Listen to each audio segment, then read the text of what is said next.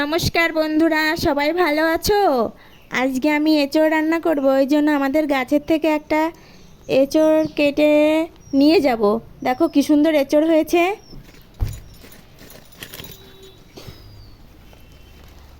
আমার ভিডিওগুলো যদি ভালো লাগে সাবস্ক্রাইব করে দিও চ্যানেলটা।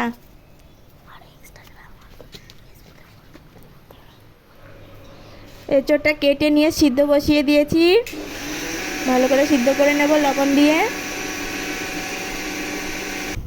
আলুটা এদিকে ভেজে নেব, ভেজে তুলে রেখে দেব। সিদ্ধ হয়ে গেছে এঁচোড়টা, নামিয়ে নেব। এবার কড়াই বসিয়ে দিলাম, সর্ষের তেল দিয়ে দিলাম, জিরে, শুকনো লঙ্কা ফোড়ন, তেজপাতা ফোড়ন দিয়ে দিলাম।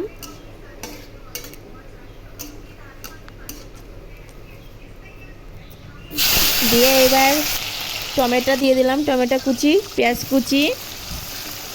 মশলা করা আছে আমার, আগের থেকে মশলা করে রেখেছি মিক্সারে। আদা রসুন সমস্ত কিছু আছে এর ভিতর। দিয়ে মশলাটা ভালো করে কষিয়ে নেব। লঙ্কা, লবণ আর হলুদ দিয়ে দিলাম। দিয়ে মাংসটা দিয়ে দেবো। এটা ছোট ছোট করে পিস করা মাংস, চিকেন।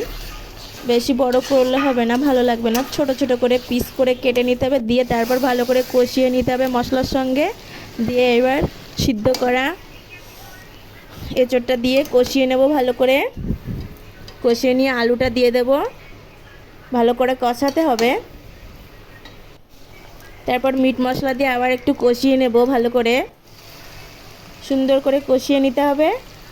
তারপর জল দিয়ে দেবো। কষানো আমার রেডি হয়ে গেছে, আমি জল দিয়ে এবার ঢেকে দিয়ে সুন্দর করে এই করে নিয়েছি। দেখো আমার রেডি হয়ে গেছে। এবার গরম মশলা দিয়ে নাবিয়ে নেব। নাবিয়ে নিয়েছি। ভালো এইভাবে বাড়িতে তৈরি করে দেখো, খুব ভালো লাগে। যদি আমার চ্যানেলটা ভালো লাগে তাহলে সাবস্ক্রাইব করে দিও। টাটা, সবাই ভালো থেকো।